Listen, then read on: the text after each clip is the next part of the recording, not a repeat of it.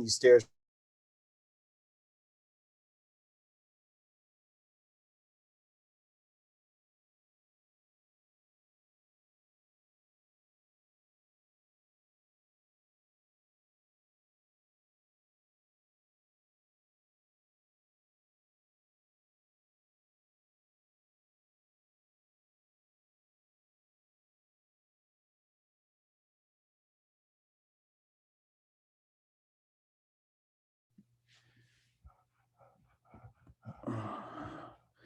Gentlemen,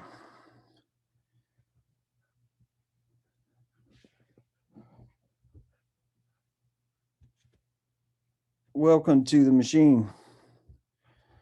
I'm your host, and this is Crypto Dojo. You will be hearing strange sounds from me as I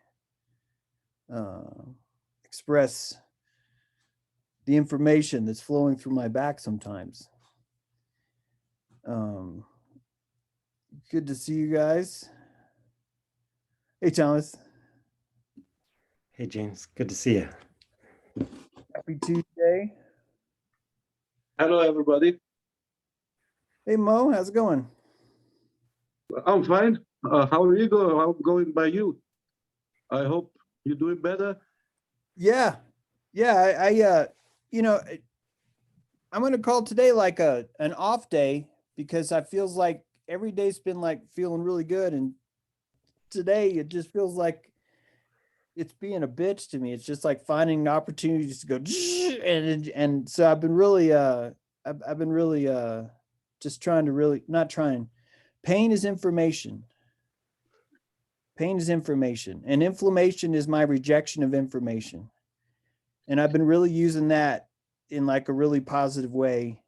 And I don't know if it's working or not, but I can feel how much electricity I spend when I feel pain, like how much I had right before that, and then how much I have after that. And then that's, I think that's actually great too, to be honest with you. I think that's probably a sign of healing, even that my pain thresholds are back. So yeah.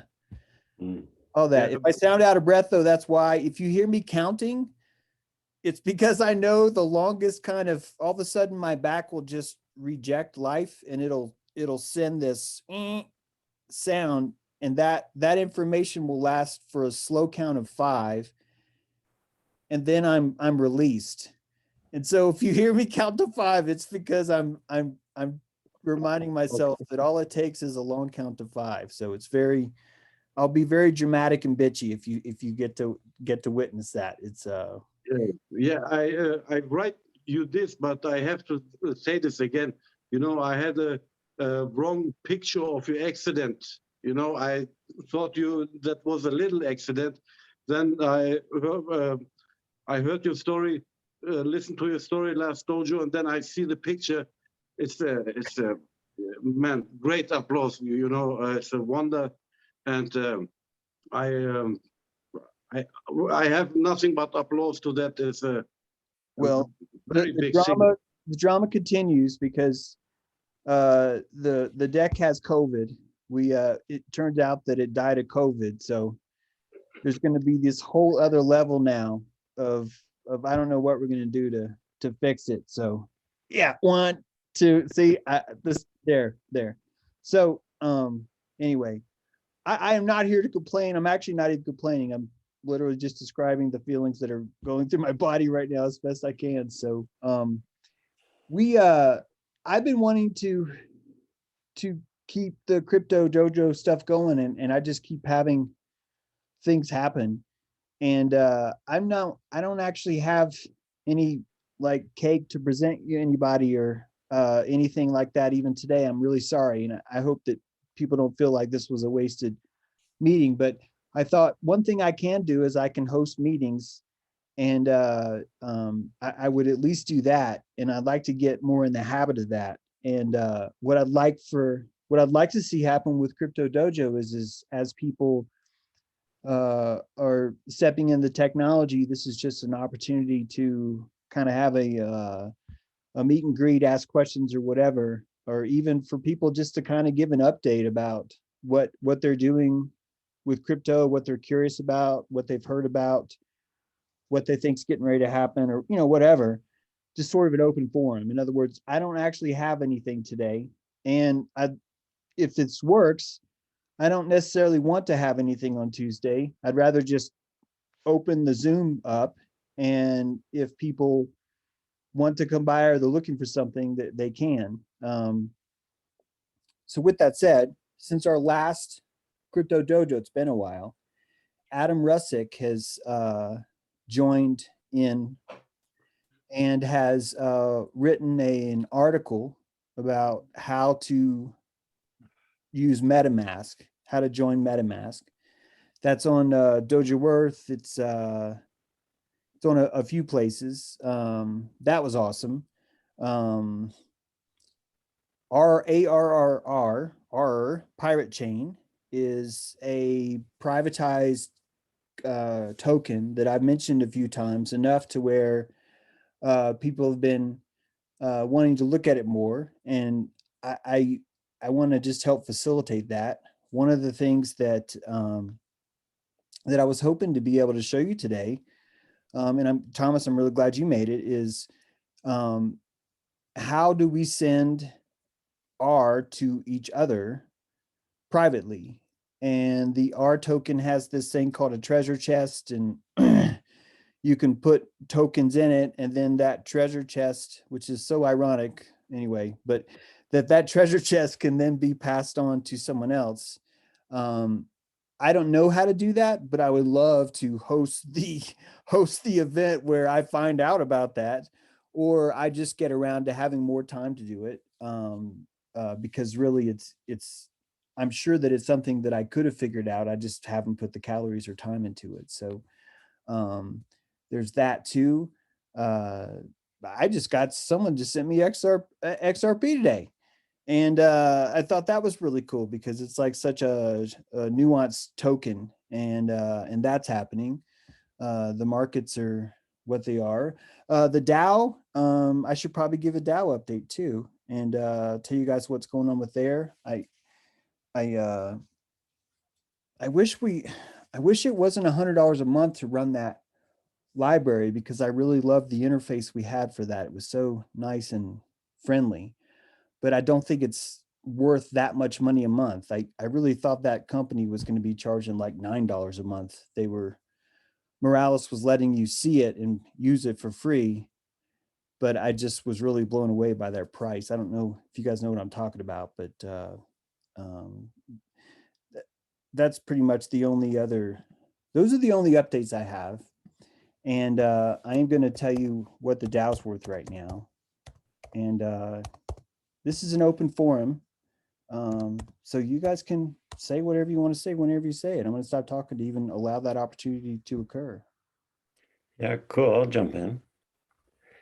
And yeah, I think it's perfect, just hosting this meeting, because it got me looking at Pirate Chain a little bit more this last weekend. I actually downloaded a wallet, and I'm like at the stage where I can get my coin from trade over and into that wallet, and then I think I can send it. So it's just getting me into the crypto more, just because I'm just stepping into it, right?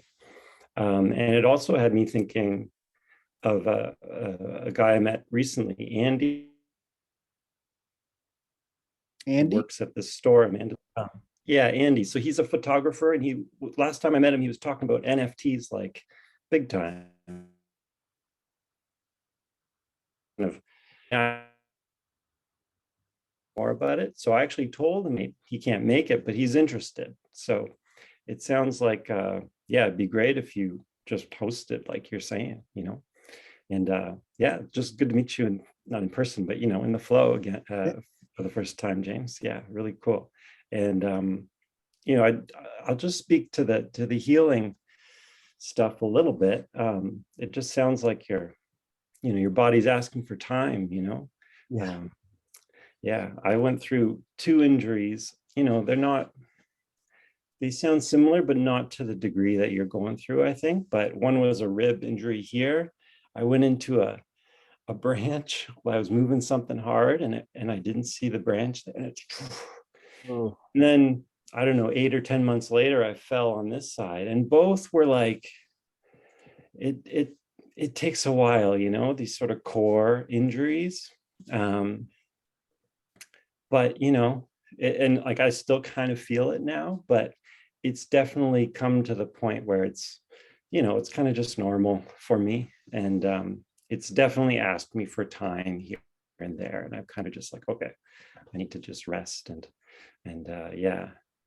So yeah, keep with it, my friend, and you'll be good in no time. You know, I was listening to Esoteric Journey, and you guys were talking about the light at the bottom of the ocean, the bugs, sort of, or the, you know, just light takes on a different meaning there, right? And I just almost think of your body going through those kind of light bursts, yeah, right? So yeah, it's all energy, all light at the end of the day, right? yeah. It's funny you say that because I had my face cut behind my ear and down my cheek and then peeled off my skull to about here. And for like maybe 2 years, none of this worked for a while it rebuilt all the nerve endings. Yeah. And it was very much an underground gopher light.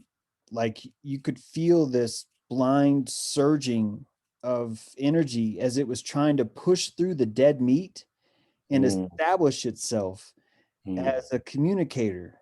And you got to experience it all the time.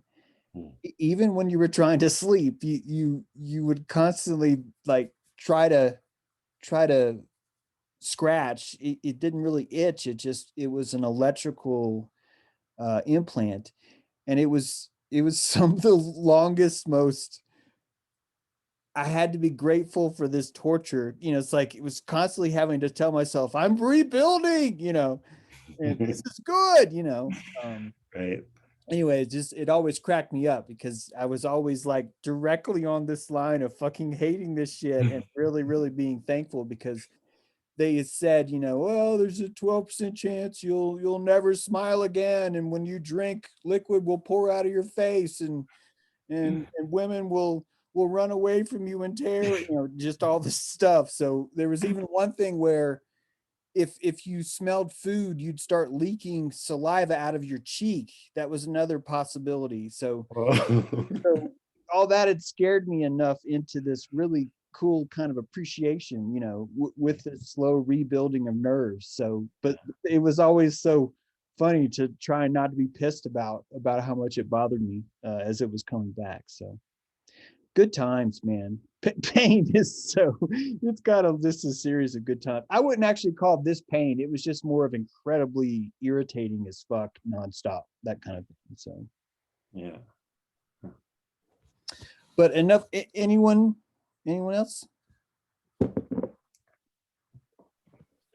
Hey, I want to. Oh, pardon. go ahead, Mo. No, go for it. I want to say, you know, about the crypto stuff. I was fascinated before by the technology. 2 years ago, I make a episode. Do you ever heard about Crypto AG, a company? 2000, they closed to 2018. The company belongs to the German BND, so intelligence service, and the CIA. Till then, till 1990, they were partners, and during the fusion of East Germany and West Germany, the German intelligence service gave the rights to the intelligence agency, and they closed the company 2018. But the origins of the company go back to 1918, funded by Nobel, you know, the guy who made dynamite. And I was always fascinated by the technology, and I looked for, you know, Internet 3, what called. I think the next internet will be built on blockchain, and I thank you with your episodes, with your description of cryptocurrency, last year I invested a little bit in this. Before I was a viewer from before the fences, you know, and was not into the technology. I was my focus was on how the structure is built and how the next internet will be going. And I think what they called income for everyone, like here in Germany, I don't know how the English term is not all is for free. You know, that will be our money that now make Facebook and Twitter and all the companies, when the next future, when this all run with blockchain, they don't have the access to our data. So they must buy from us, you know. I have the fantasy of the smart cities. You sign the contract and you join on Twitter and this and that, and you get tokens or crypto for free, you know. Yeah. And like you said, this idea of this blueprint, the free energy device, how you can everybody get into money, that fascinates me. And yeah, big up to you. The episodes and the dojos with you brings for me a whole new sight, whole new view of the things, you know. And I definitely, my brother is we had wallets and is in crypto and so on. He managed these things for me. You know, here in Germany, there's not the evening dojo. For me, it's a night dojo. We have here at 12 a.m. now, and I appreciate the time. The crypto dojo is for me learning lessons, how I get more info for these things. And I want to ask something. Ripple XRP. You know, a couple friends of mine here in Germany, they are professional into crypto. You know, that they earn their livings with that. And they told me that XRP may be the next big thing, because it has the potential to be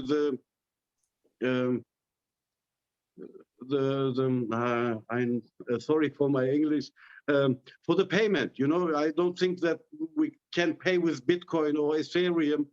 That will be more investment things, and you know, like PayPal or these things, that XRP may be the next payment tool for this Bitcoin world. Mm-hmm. And yeah, maybe I want to invest, but I need more intel into these things. Because you said last in one of your episodes that in the US, the Treasury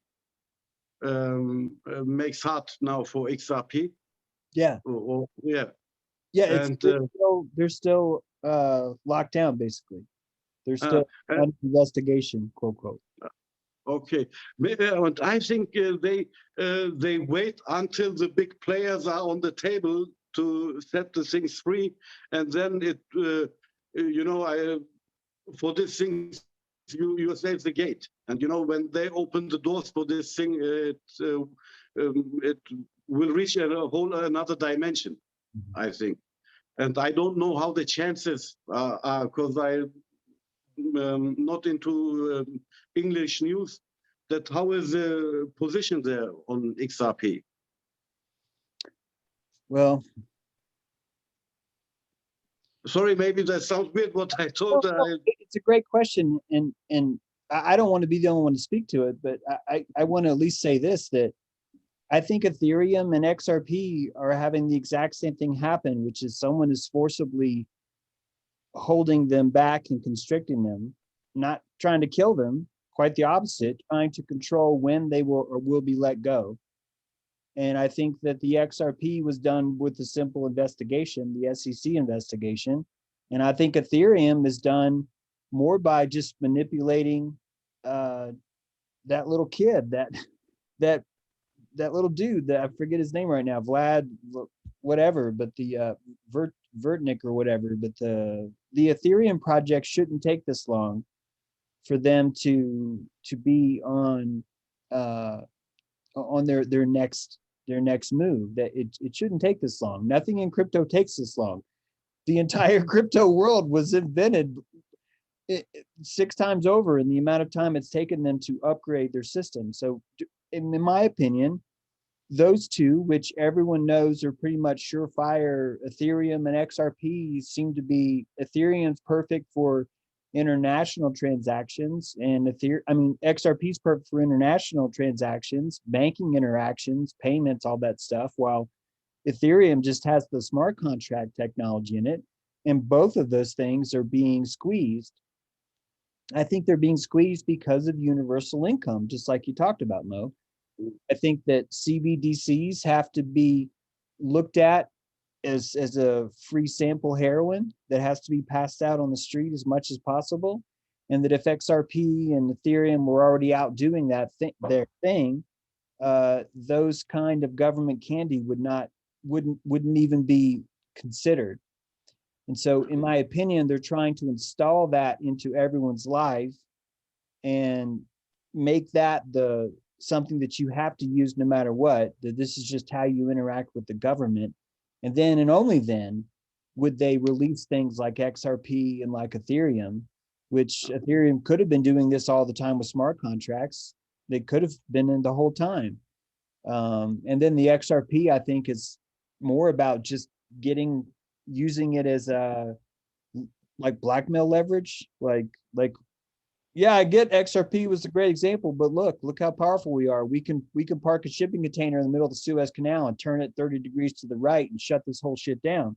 It's sort of like that kind of thing. Those are just my theories, though.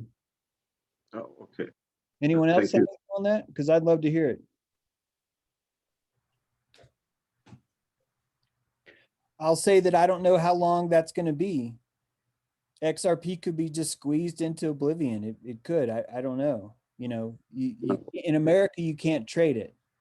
I mean, you have to you're going to have to spend some calories to trade it right now. The standard way of anyone doing crypto in America doesn't allow XRP to be easily transferred to and from your personal bank account. It's sort of stuck in XRP. It's not really stuck, but you get what I'm saying. It's just calories to convert it. It's not enough to make me want to get rid of mine. And I'm still fine with XRP because I'm under the impression that if it was ever to be released, just like prohibition, the best time to, when you're waiting for prohibition to end, something's going to hit. So, that's kind of where I'm at with it. Yeah, your idea fascinates me. I want to be a modern, old-fashioned guy, so I invest only in Ethereum and Bitcoin as the new silver and gold standard in this crypto world. And I think to make it like an experiment. Not big investments like you said, $20. Not in this scale, a few $100 in Ethereum, and a few hundred in Bitcoin, only to have something in it, be on the boat and to see how it flows. And I would say that there are now 3 tokens that I would recommend everyone to start to mess in. And the third, I think, would be a privacy token that, in addition to smart contracts, in addition to gold, the privacy tokens, I think, are going to require a lot of calories. And you might find that now is the perfect opportunity to easily hide things now versus trying to do it in a year or two. And I find that fascinating because the war on taxes, Ted Cruz said abolish the IRS yesterday on Twitter. And I think that the fact he said abolish it, he didn't say boycott taxes like I said. He said abolish the IRS, which means, hey, pay your taxes, but tomorrow, let's start talking about maybe abolishing it. Like it's that kind of thing, but it's still on the public spirit, and that you're looking at there's a giant shift coming, and that shift is going to require some calories, and a lot of energy is going to be up for grabs. And Bitcoin could very easily just freaking plummet when the war is declared on Bitcoin by America. That could really hurt Bitcoin. And then that would be the perfect time to get in, right? Yeah. So it's like all of it's a gamble right now. I see a fun fact. So a few months ago, you know, here in German social media goes a news, so-called news on magazines like Vice and so on, that crypto will be used in child trafficking and drug, so and this shit, you know. Then I go look deeper where the source come, and you know the source of this news come from the Treasury, from the U.S. Treasury, you know. And when they want to blame something, I get big eyes and say, "Oh, okay, maybe there is something there."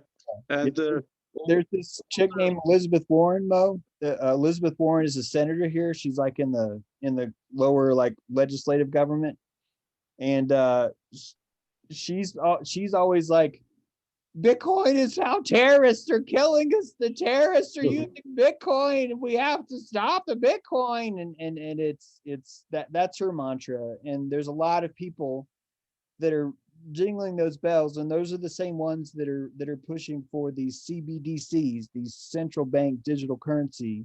That's the universal income thing you're talking about. That, and that's your if you hold this token, we will give you money every month, and you'll have to have that money to, you know, enter into our chamber of horror, you know, our smart city or whatever. And I think you're going to see really good, brilliant smart cities, and you're going to see really horrible, catastrophically dehumanizing smart cities. And definitely. I don't think that I don't look at things like good or bad or this kind of stuff. You know, it's only how we use these things. And you know, I'm the last one who calls it a truther or something. I'm a seeker. You know, we, like you said, we make a discernment about lies, and we're near to the truth. I get a lot of mails. Then, how could you speak so good on crypto? And so, don't you see the news, the child trafficking and the shit go on? And my answer is a question. You know, okay, how did they manage this shit 30 years ago, before crypto? You know, the whole network was a long time ago. I think as long as mankind will live, they will be trading. The tools of trading changes, you know, like paper, like gold. 1,000 years ago,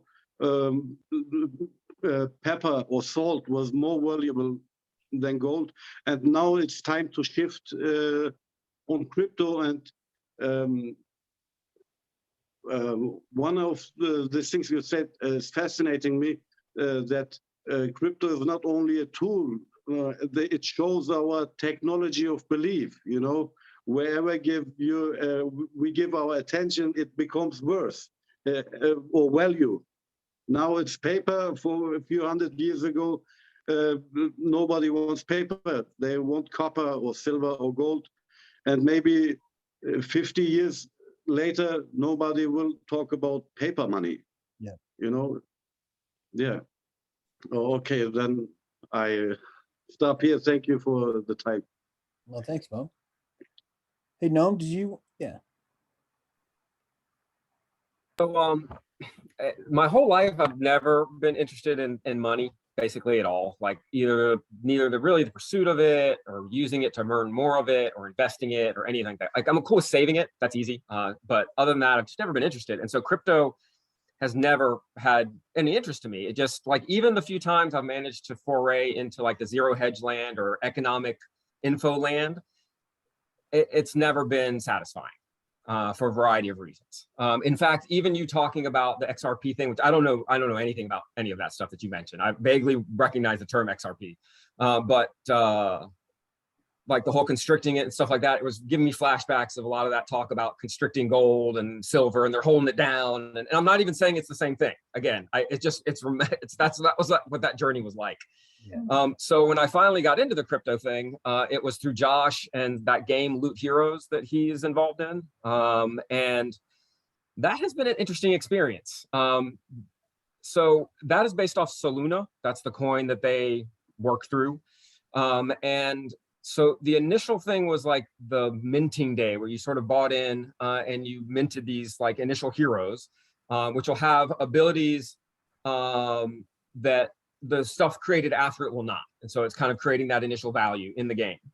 And then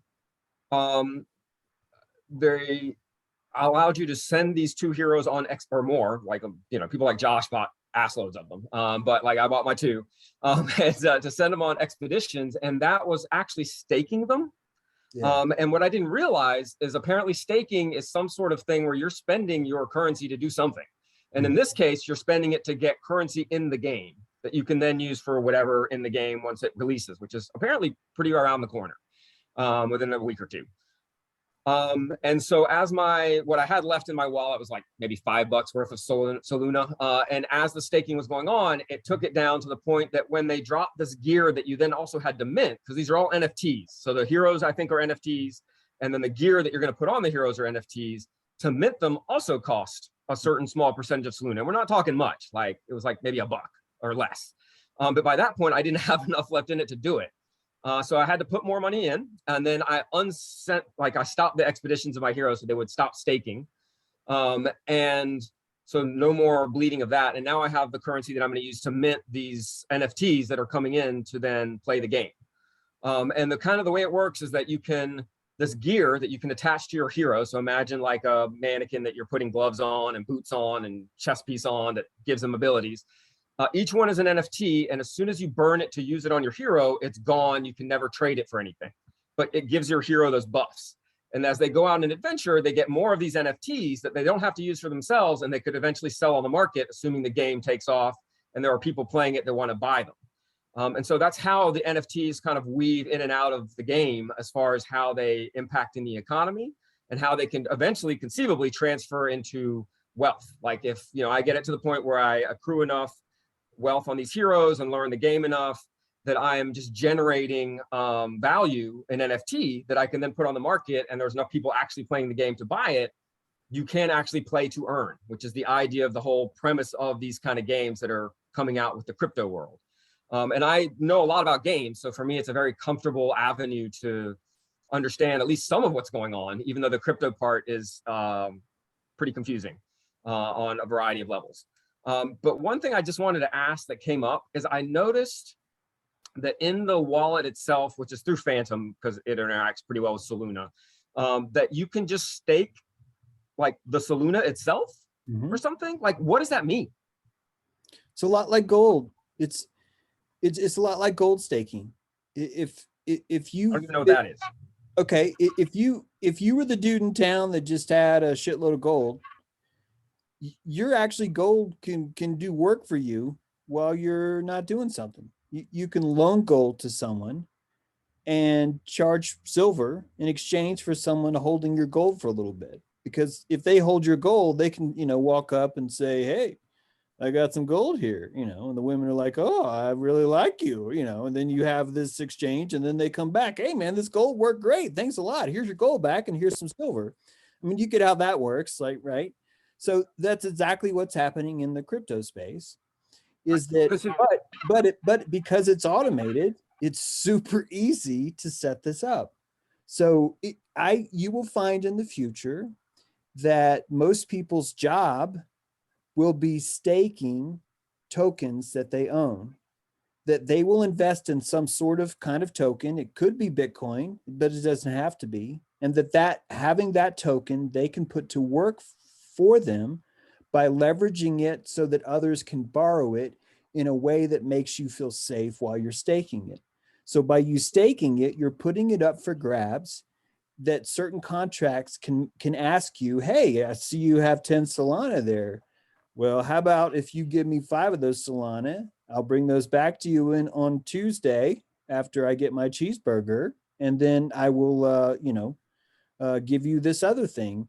And then you decide that's a good deal for me. So now you stake your Solana. So now that Solana is frozen, right? You can't do anything with it because it doesn't actually belong to you, because the smart contract says for 5 days, Wimpy owns your Solana until he gets his cheeseburger. But then after the 5 days, that's released and you now have it again. So think of it, you could think of it like owning a rental property. It's sort of the same kind of a thing. And while it's on the market, if the market changes, you may not be able to liquidate it if you wanted to. But if you feel comfortable enough with Solana, then you'll end up staking it and letting it do its work for you. And because smart contracts can do all these things, it becomes remarkably easy to implement staking programs that even have other staking programs that are competing with each other to offer you the best stakes possible. And all of that is happening while you're not even paying attention to it.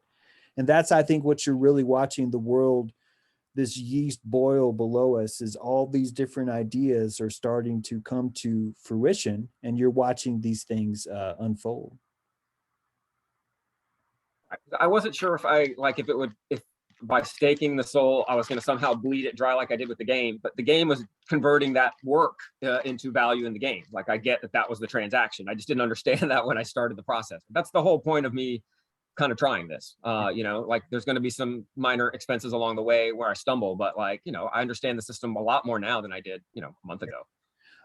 This is my prediction. I'm under the impression that, sure, Ethereum's great, nothing wrong with it, but I'm under the impression that if you hold enough Bitcoin, not only will the price of Bitcoin go up, but you will actually discover that by staking your Bitcoin, they already have these programs now, that your staking of your Bitcoin is going to be very, very lucrative one day, simply because of how valuable Bitcoin's going to be.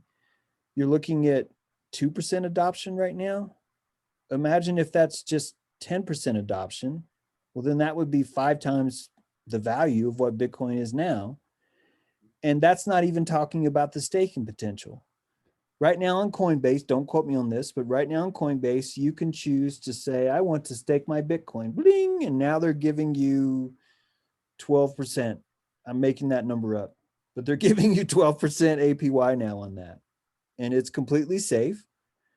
The only downside is that your Bitcoin is locked during that staking period. And those staking periods really vary. There's a lot of different options out there. You can choose daily staking, monthly staking, yearly staking. All those have different opportunities too. And that just by holding the tokens, you end up having what we used to call a job. What we used to think of as jobs really now comes down to having tokens. And these tokens really do require more calories than you might think. Noam, you kind of went through that, just explaining the game, but that the tokens are breeding value because of the calories they extract. So I think you're looking at Witness itself being monetized before our very eyes. And the Bitcoin holds a lot of Witness, which is why you're going to see that not only does the value of Bitcoin go up, but it has the ability to generate revenue as a result because of that Witness is so powerful. It's a new way of looking at all currency. Sorry. So that's Dogecoin speaking there. Anyone else? It's open floor.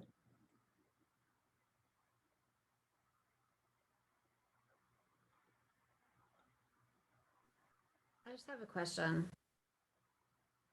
Yeah. Okay. So, and also I didn't know you could stake Bitcoin because I staked Cardano, but now I'm curious how to do the Bitcoin. So thanks for sharing that. Yeah. In fact, the reason why you can stake Bitcoin is more like stupid. It's like dumb gold, right? It's just, I'm gold and that's all I can do. I'm gold. It's not a smart contract. But what they've been able to do is the technology's gotten better enough to where a Solana chain or an Ethereum chain, some kind of contract will wrap your Bitcoin inside of their smart contract. And that's how it's able to be staked. So Bitcoin itself doesn't have the language in it to facilitate staking, but the Bitcoin can be owned by this smart contract, which I'm just going to say Ethereum. It doesn't have to be that way, but it could be owned by an Ethereum smart contract, and that could do all the things that are earning you the interest. So the Ethereum is technically giving you a return on your staking, or the Solana or the Cardano, even though the Bitcoin doesn't even know that that's happening, right? It's just sitting there being gold. And the Ethereum smart contract is just finding a way to profitize on that. But you can't put your money in a cold storage if you're going to stake it, right? Do you know if You can, you can? but it's I'm under the impression that's kind of a nuanced way of doing it. There's a company that there's something that will let you do that, but I think you'll have to just do a lot of curtsying and weird stuff to make it work. So I don't want to make it sound like it's super easy, but I Yeah, do think do you know if you can stake Bitcoin inside of Exodus or only Coinbase? I don't know about Exodus because I just haven't used that platform. Right. But I think that even though Coinbase is the easiest probably way in America to stake your Bitcoin, I would imagine that there's probably several firms out there that would love to stake your Bitcoin for them. And that there's probably another company that has like top 10 Bitcoin stakes, for April of 2022, right? And they're showing you the rates of what's being offered. And you just end up doing what feels comfortable, Yeah. I've I staked had oh, go ahead. I've staked a lot of different tokens, and sometimes it's really easy. Sometimes I feel really comfortable about it. Sometimes it's kind of scary. Sometimes it's too sketchy and I won't. Right. It'll just depend on the token and the month, like when I'm looking for these kind of things too. And most of those staking are instant. In other words, if I wake up the next day and I'm no longer drunk from I'm going to be the crypto Nimrod of all the universe, and I decide I need to unstake that, I could just go right back to that website and hit unstake instantly, Right. instead of being sort of locked in. But other programs don't work that way. So It's confusing. And my Coinbase account was hacked, and it took me like 4 months to get it back. And they literally, like, aside from like drawing my blood, it was like yeah, insane all the steps I had to go through to get back into Coinbase. So, and then my question was, so I lost my metaverse passcode, which I know it's going to show up someday. But how does that affect the money I put in the DAO at all? Or is it like gone once I put it in the DAO? Or does me losing my passcode and not being able to get in my MetaMask? that is horribly bad that happened.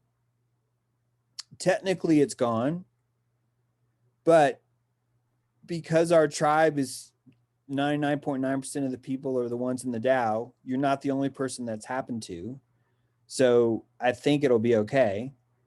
We just have to figure out a way to prove that wallet that you had, it's not that I don't trust you, but we have to find a way for the DAO to feel comfortable knowing that this wallet was yours. And like, can you extract it out and, like, you know what I mean? Like, because I deposited, or however that works, into the DAO, like, without me having to do anything. Can you? Because I just would hate for it to be like, it's one thing if I can't get in my meta passcode, but like I would hate for what I put in the DAO to be. Yeah. So the money that you put in the DAO is safe. Okay. But what you've lost is the key to get credit for it. Right. And in most cases, that would be just like losing the money. But because we know each other and because we're running the DAO, it's we have a closer, more intimate relationship. And so we can look at those addresses and and you can say, I promise this is mine, and we can ask if anyone else disagrees, and then we can sort of decide, yeah, I think it's probably Angela. I don't think she's, it's secretly she's going around to all these DAOs and setting, I lost my password. You get what I'm saying. So, Yeah. So I think you're fine in that way. You're not alone too. So it's not the only person that it's happened to like that. But the vitriol from that, I feel like if I was in any sort of crypto sensei, which I'm not in this case, I would have to make that brutally painful for you instead of me saying, oh, it's okay, it'll work out. Like, really, that's the wrong answer, because really that's not okay. That MetaMask should be like I know. But it happens. It does. I don't know how I let that happen. It happens. But I did. I was doing one of Josh's hero games and made some money and tried to pay my bills with it, and I freaking lost it all. Some guy named Ralph, who hasn't been born yet, is going to randomly get that wallet address or something, and he's going to have that money, and he's not going to give a shit about what we're doing. So way to go, Ralph. So yeah, and those are good lessons. This is what it's about. So yeah. Yeah, totally. It's a cool lesson. I mean, even to hear you talk about it's now in this DAO where we know everyone and we could actually do something about that. Yep. Right. I mean, that's really kind of cool. That is cool, because it would be the only chance that we could have done something about that is by having something like this set up. So yeah. Yeah. Well, of course, Nothing something you else set up would automatically include potlatch. Yep. Say that again. Of course, something James would set up would end up drawing potlatch. That's right. Yeah, and we could stake that entire DAO fund. We could go out and shop the best staking for that. In fact, Josh or Adam might be like the perfect candidate to even ask about that. But like, hey, where should we stake this? And we could be staking that Ethereum in there right now, and it would be earning, whatever that rate is. So that's a whole other way to go. Interesting. I wonder if you talked about something that's $100 a month. I don't know what this is. I don't know what it offers. Yeah. I wonder if the fund could fund that. And Yeah. then another part could be staked and maybe earning that, Oh, that's a great idea.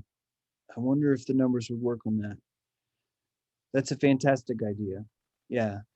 So Morales is the company, and all they do is they just offer a super simple library to type in to talk to the blockchain.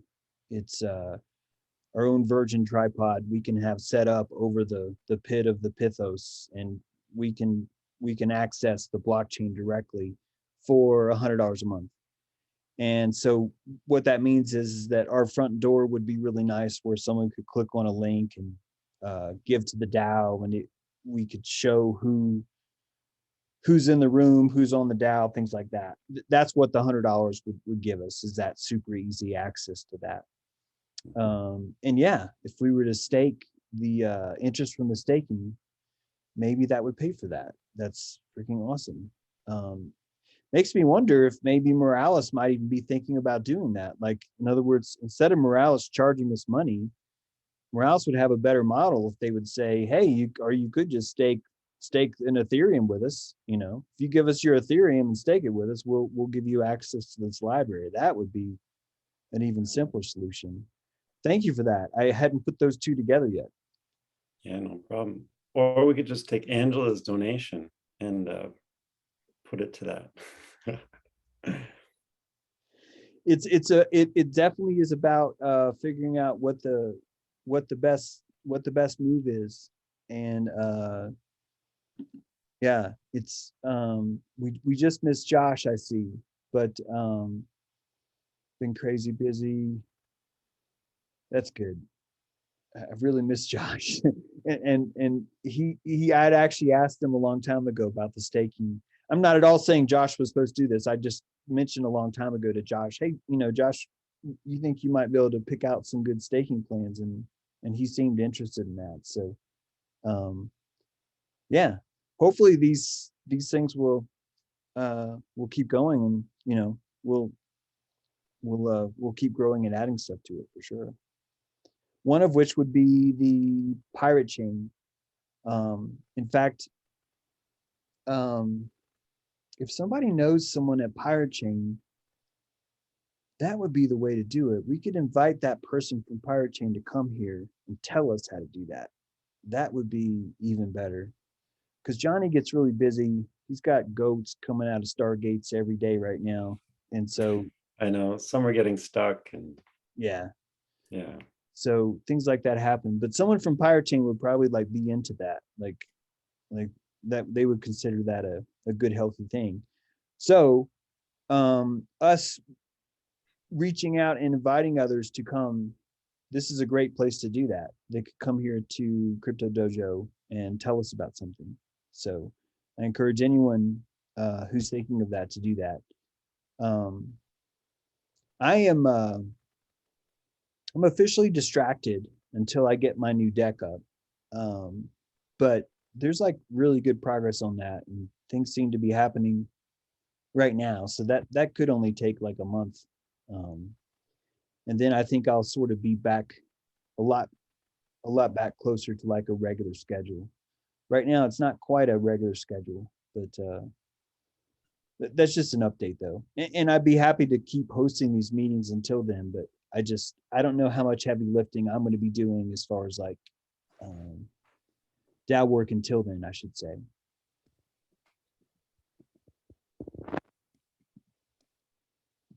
Cool. Adam just shared a cool thing, some notes for today's meeting. Just seeing that. I was just going to mention a couple more things from my experience. One was, it felt like when I was in the Discord with a lot of these folks that it was mostly crypto people that also happened to game. Like, I didn't feel like as a gamer, if it wasn't for Josh, I would not have heard about it. Like, it wasn't something that is on the Reddits of your random gaming sites and that kind of, I mean, I'm sure some places, but not enough that I would have run into it.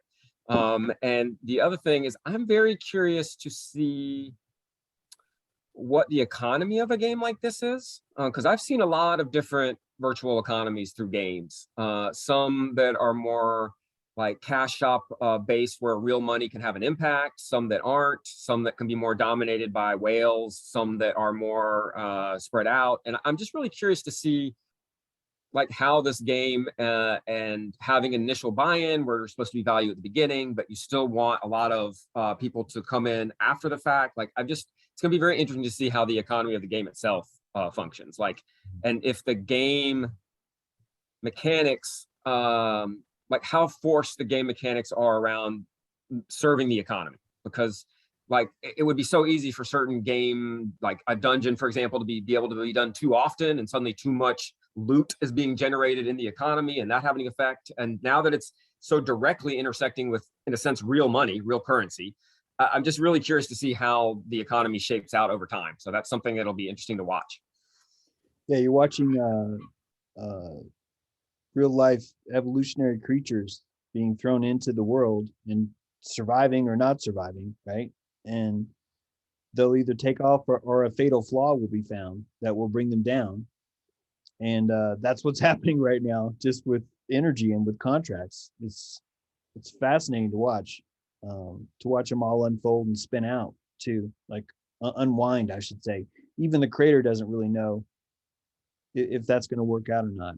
Like, and the timing of it too is crucial too. There's so much to it. I think witness is a key. Whatever keeps if you find a project that has a lot of witness in it, you probably find a project that's got some longevity, that'll be profitable. It just needs that witness, really. One thing I did like when I was learning a little bit about this project is it sounds like it reminded me, hold on. So when we think about, there's a lot of these kind of projects being developed right now, right? Games that are associated with crypto and the blockchain and earning and all that. And I'm getting the feeling from listening to all the talk in the Discord and stuff that a lot of these projects are kind of like the same thing as a .com bubble, where they're got all these ideas and they're going ahead and minting and selling things and whatever, but there's no game in sight. Like, it could be months, if ever. and probably a lot of them will be never. And so one of the things that I think probably drew Josh and is definitely interesting me is that this game is about to come out within a week or two. Like they already have the actual game kind of done. But I bet you there's a lot of Wild Westy stuff going on right now that way, where people are just creating, if they can draw enough witness on themselves and cash out that witness right then it doesn't really matter what happens 2 months from then. Yeah. Yeah. And I've noticed horribly to my disadvantage how little witness I find myself even able to secrete into these things.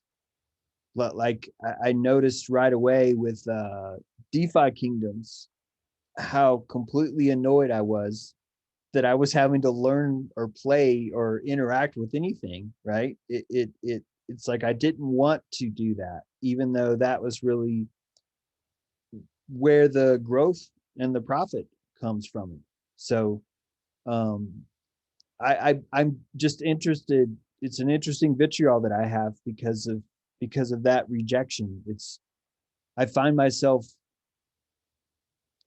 coveting my witness in looking at those programs too, and that's why only me. And I'm not saying this is smart. I've not done very well with my investments, I don't think, but that's why I like things like Bitcoin. I think in Ethereum, although not quite so much, or XRP, the longer things that don't require too much attention are better for me personally, just where I'm at.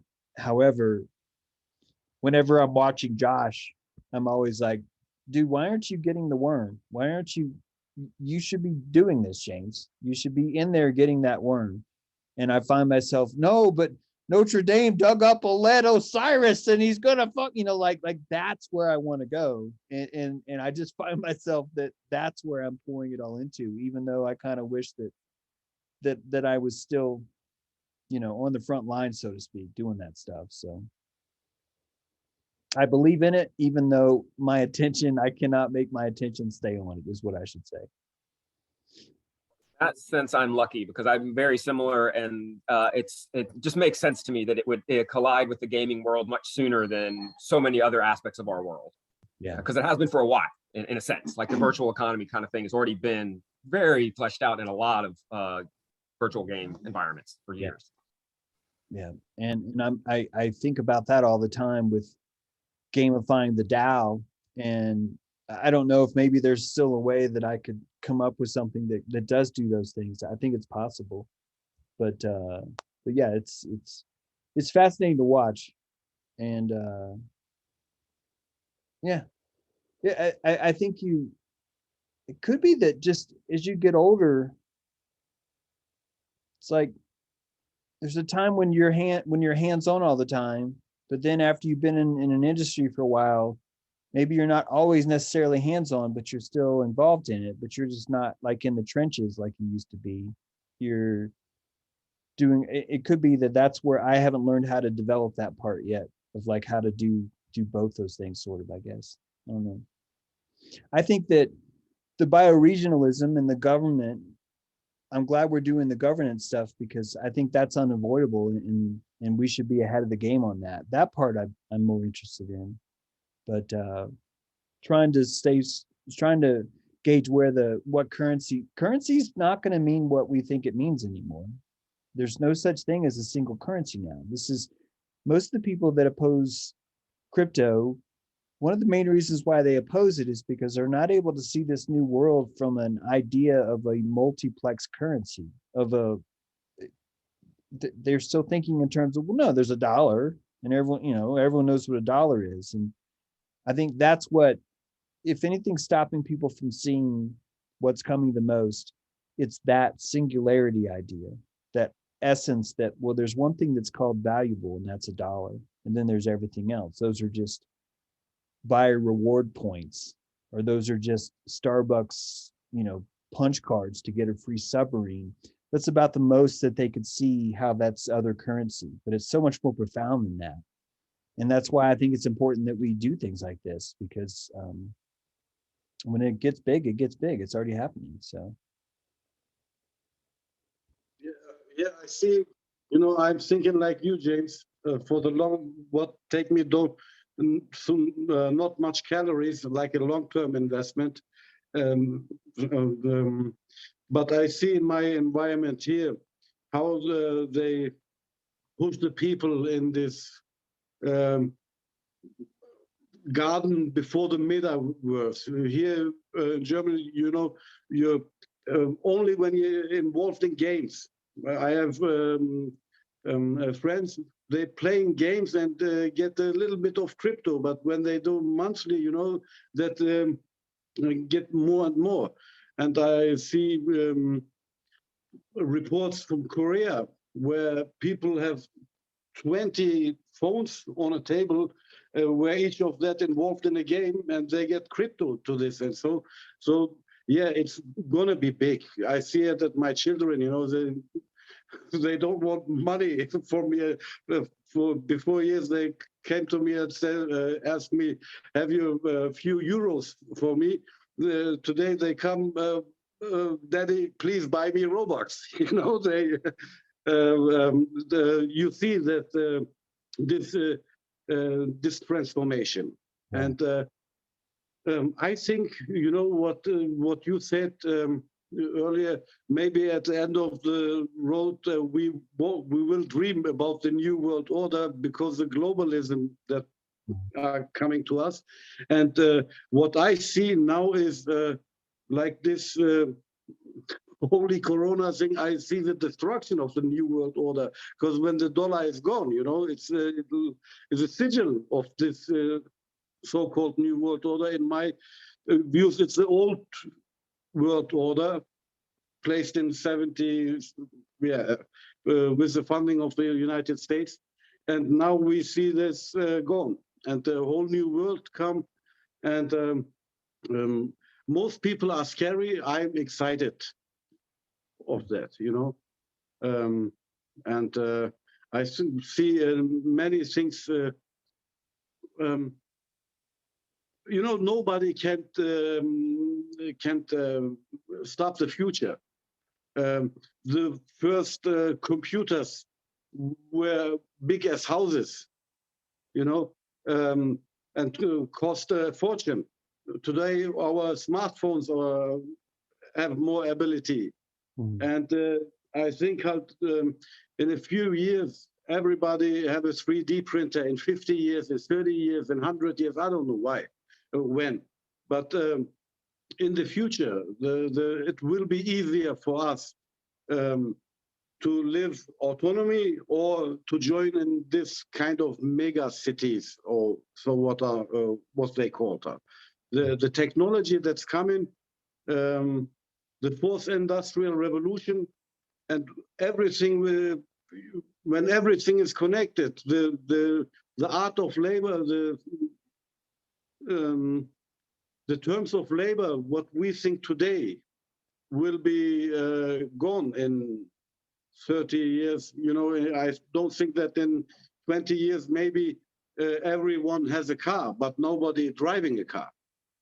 You know, because all be function automatically. So taxi drivers, many companies, truck companies, this kind of labor will be gone.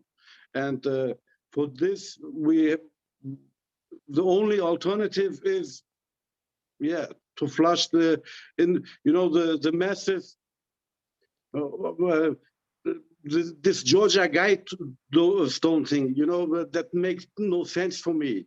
When the architects make mega cities all of the planet, you know, who will live there?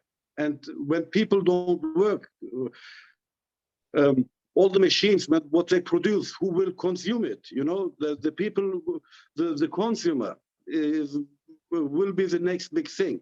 And to make that easy, I think this kind of money is the blueprint for all of this to make this run. That let's work. And I don't know if I describe my thoughts, but in the future, labor or work like we think will be gone, and we we must you make your roof or your house, you find your hobbies, or you join in this metaverse or the yeah. Okay, maybe that sounds weird to what I'm talking. I try to explain what I'm thinking about this. You know, it ultimately, I think humanity controls our own destiny here as far as how much we'll tolerate. But yeah, the key for the universal income is going to be the government needs to be able to give you something that you have to survive. And that will become the new kind of form of control, is that, well, if you don't get your CBDCs, you're not going to be able to get a driver's license, or you're not going to be able to enter the courthouse, or you're not going to be able to pay your taxes, who knows what. Or no, you can't get a driver's license because only 75 people are allowed to have a driver's license in this area, and you don't have the highest score to qualify for that. So I don't know the extent of how much that's gonna saturate. I know that if more people were already on board with Bitcoin, it would be even harder for CBDCs to kind of even be enticing enough, you know.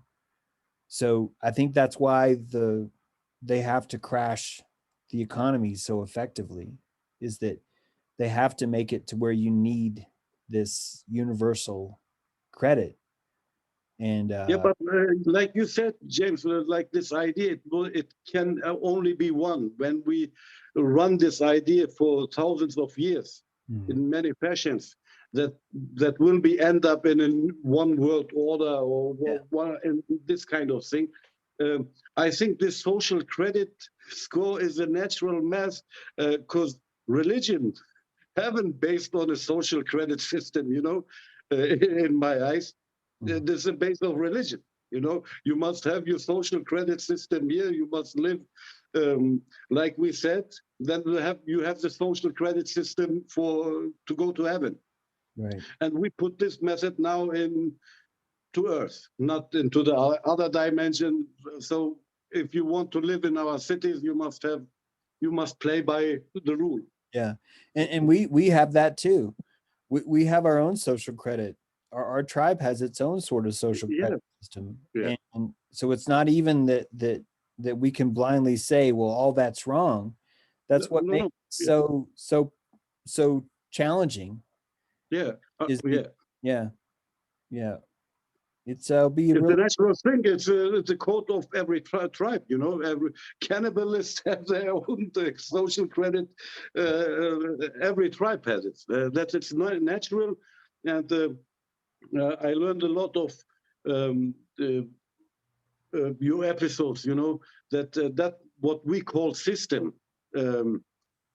adapted natural things. Like the government is play the parents for us. Men need parents till an age, and or to everyone that are not ready till then, they will need government. You know, so I see many natural things copied, like the two towers, like you told, that it's like we function with our eyes, with our brains. It's all these two pole things, and that comes to our discernment of things, what is fits to us and what's not. You know, the camouflage that they so-called they, that's a other kind of us. I see, or the best hyenas from the top. You know, from down to the top. I don't see that I don't want to mention that these things are bad.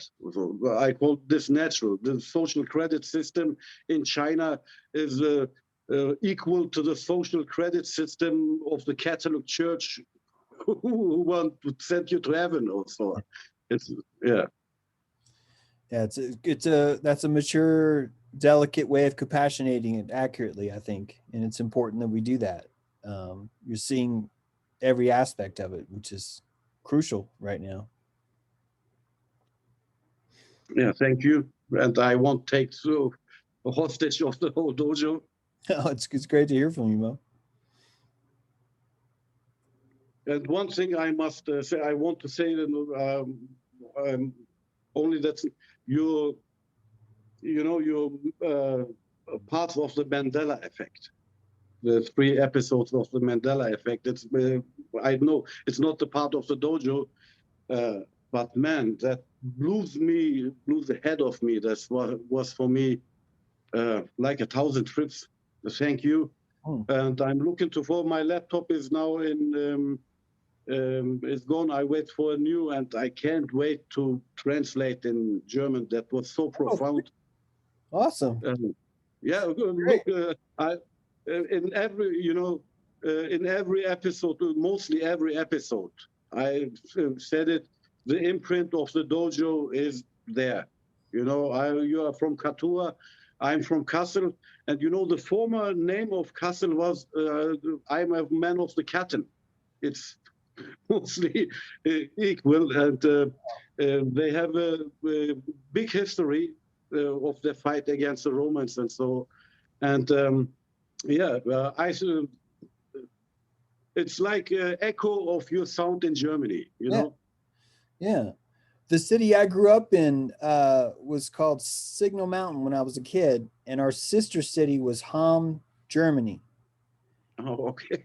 And that just always rung a bell for me for some reason. I don't know why, but Signal Mountain is sort of like a Promethean kind of thing in the Civil War. Signal Mountain was how they signaled that the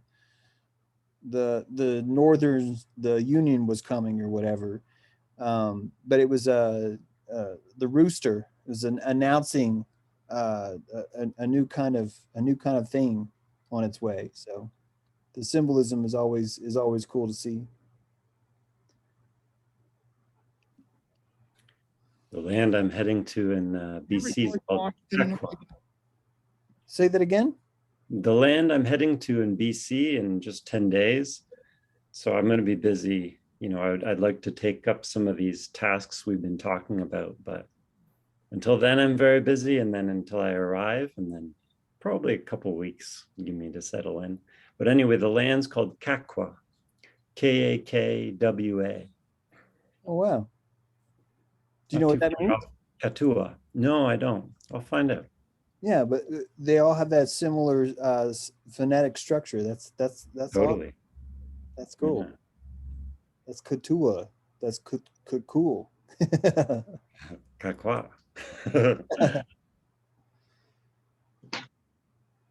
All right, cool. Well, Richard posted a link to Michael Saylor. That guy's always got something cool to say.